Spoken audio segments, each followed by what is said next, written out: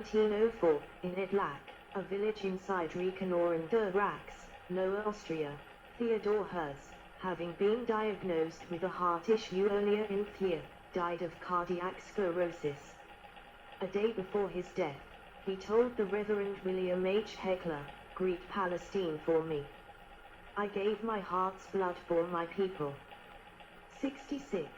His will stipulated that he should have the poorest class funeral without speeches or flowers, and he added, "I wish to be buried in the vault beside my father, and to lie there till the Jewish people shall take my remains to Israel." 67. Nevertheless, some 6,000 followed Herzl, and the funeral was long and chaotic. Despite Herzl's request that no speeches be made, a brief eulogy was delivered by David Wolfson. Hans Herzl, then 13, who by his father's choice had not been circumcised at birth, and only did so later at the behest of Zionist leaders, read the Kaddish. 68, 69, first buried at the Viennese cemetery in the district of Doblaing. 70, his remains were brought to Israel in 1949 and buried on Mount Herzl in Jerusalem, which was named after him. The coffin was draped in a blue and white pall decorated with a Star of David circumscribing a Lion of Judah and 7 gold stars recalling Herzl's original proposal for a flag of the Jewish state.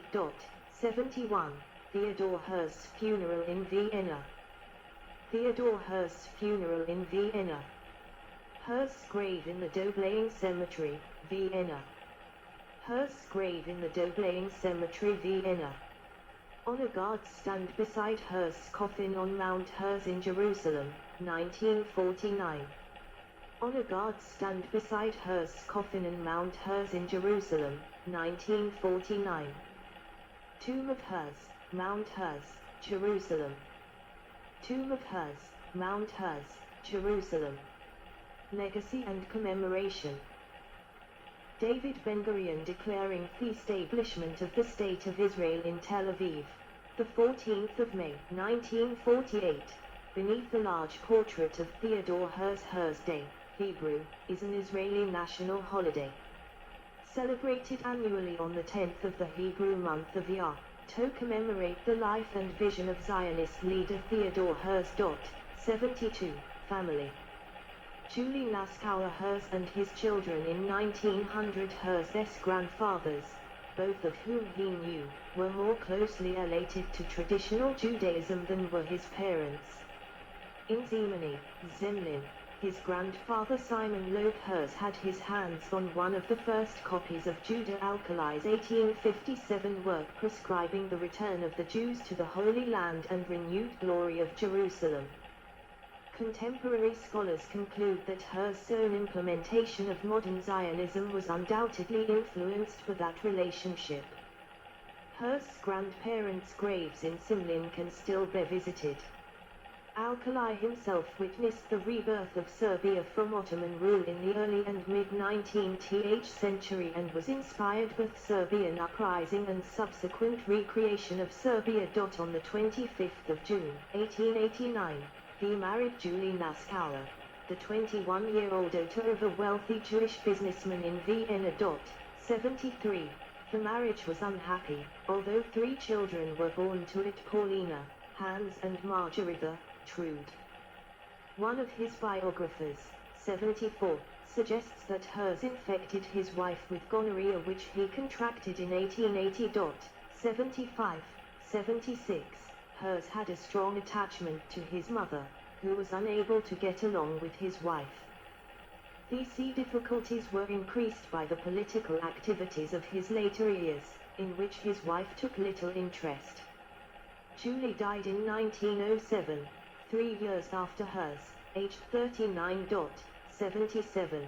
Herzl imagined himself as a great statesman creating a dynasty for his family in Palestine once a Jewish state was established, where his father would be its foundational senator, and his son Theodor.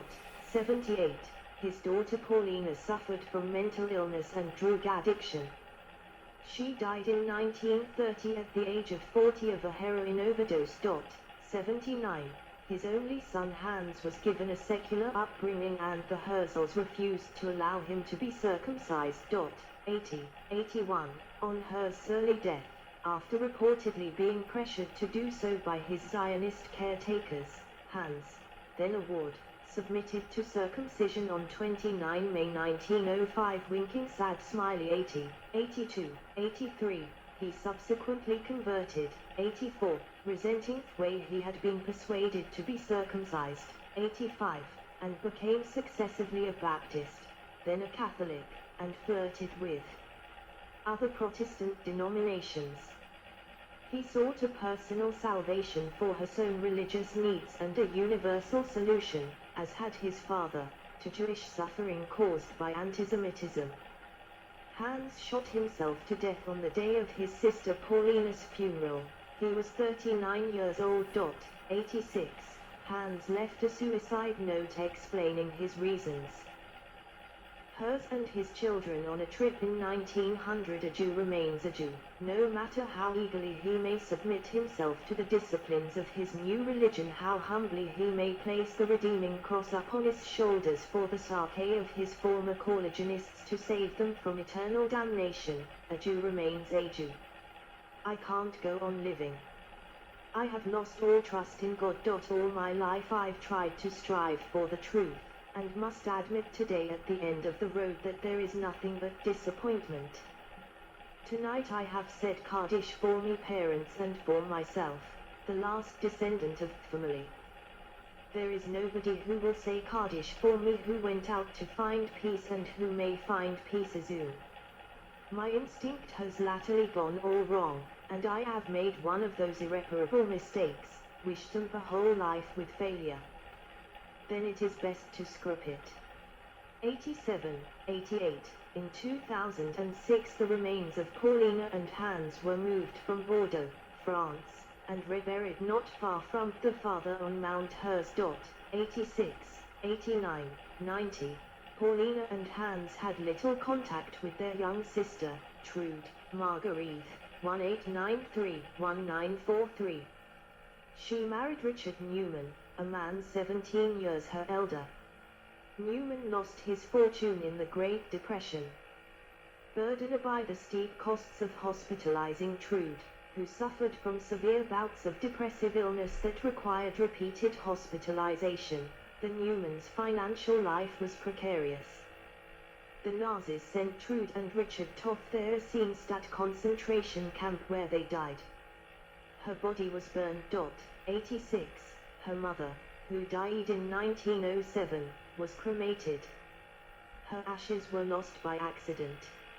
At the request of his father Richard Newman, Trude's son, her only grandchild, Stefan Theodor Newman, 1918-1946, was sent for his safety to England in 1935 to the Viennese Zionists and the Zionist executive in Israel based there. 91. The Newmans deeply feared for the safety of their only child as violent Austrian antisemitism expanded. In England he read extensively about his grandfather. Zionism had not been a significant part of his background in Austria, but Stefan became an ardent Zionist, was the only descendant of Theodor Herzl to have become one. Anglicizing his name to Stephen Norman. During World War II, Norman enlisted in the British Army, rising to the rank of captain in the Royal Artillery. In late 1945 and early 1946 he took the opportunity to visit the British Mandate of Palestine to see what my grandfather had started. He wrote in his diary extensively about his trip. What most impressed him was the look of freedom on the faces of the children, which were not like the sallow look of those from the concentration camps of Europe. He wrote, upon leaving Israel, my visit to Israel is over. It is said that to go away is toady a little. And I know that when I went away from Israel, I died a little. But sure, then, to return is somehow to be reborn. And I will return. 92. Norman planned to return to Israel following his military discharge. The Zionist executive had worked for years through El Lauterbach to get Norman to come to Israel as a symbol of Herzl's returning. 93. Operation Agatha of the 29th of June, 1946, precluded that possibility. Local military and police found out the mandate and arrested Jewish activists. About 2,700 individuals were arrested. On 2 July 1946, Norman wrote to Mrs. Steibowitz Kahn in Haifa. Her father, Jacob Kahn, had been a good friend of hers and a well-known Dutch banker before the war. Norman wrote, "I intend to go to Israel on a long visit in the future, in fact as soon as passport and permit regulations permit. But the dreadful news of the last 2 days have done nothing to make this easier." 94. He never did return to Israel. Discharged from the army in late spring 1946, without money or job and despondent about his future, Norman followed the advice of Sir like Brodetzky. H. Rosenblum, the editor of Haboka, a Tel Aviv daily that later became Yediot Aharonot, noted in late 1945 that Chaim Weizmann deeply resented the sudden intrusion and reception of Norman when he arrived in Britain. Norman spoke to the Zionist conference in London. Haboka reported, something similar happened at the Zionist conference in London. The chairman suddenly announced to the meeting that in the hall there was Herzl's grandson who wanted to say a few words. The introduction was made in an absolutely dry and official way.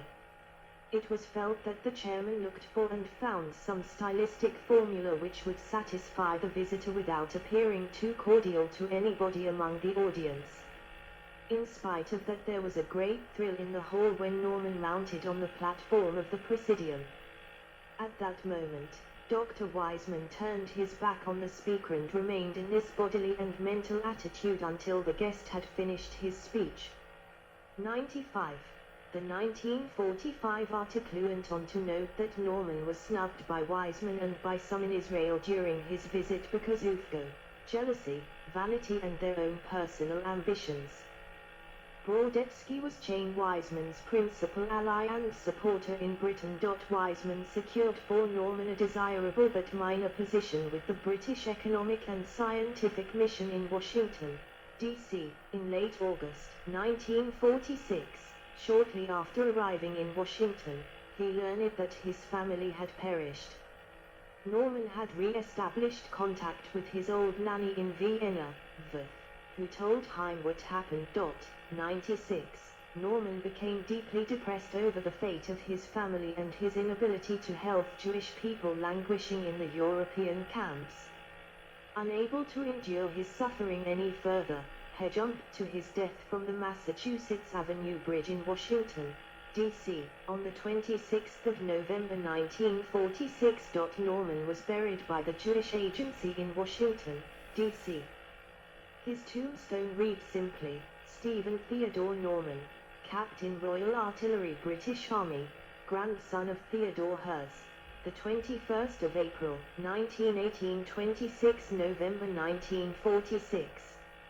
97. Norman was the only descendant of Herzl to have been a Zionist, been to Israel and openly stated his desire to return. On the 5th of December, 2007, 61 years after his death, he was reburied with his family on Mount Herzl, in the plot for Zionist leaders. 98, 99, 100, 101, 102. The Stephen Norman Garden on Mount Herzl in Jerusalem, the only memorial in the world to a Herr than Theodor Herzl, was dedicated on the 2nd of May 2012 by the Jerusalem Foundation and the Jewish American Society for Historic Preservation. 103. Writings. Beginning in late 1895, Herzl wrote Der Judenstate, The State of the Jews. The small book was initially published the 14th of February, 1896, in Leipzig, Germany, and Vienna, Austria, by M. Breitenstein's Verlagsbuchhandlung. It is subtitled Versuch einer modernen Lösung der Judenfrage, proposal of a modern solution for the Jewish question. Der Judenstate proposed the structure and beliefs of what political Zionism was. 104. Herzl's solution was the creation of a Jewish state. In the book he outlined his reasoning for the need to re-establish the historic Jewish state. The idea I have developed in this pamphlet is an ancient one. It is the restoration of the Jewish state. The decisive factor is our propelling force.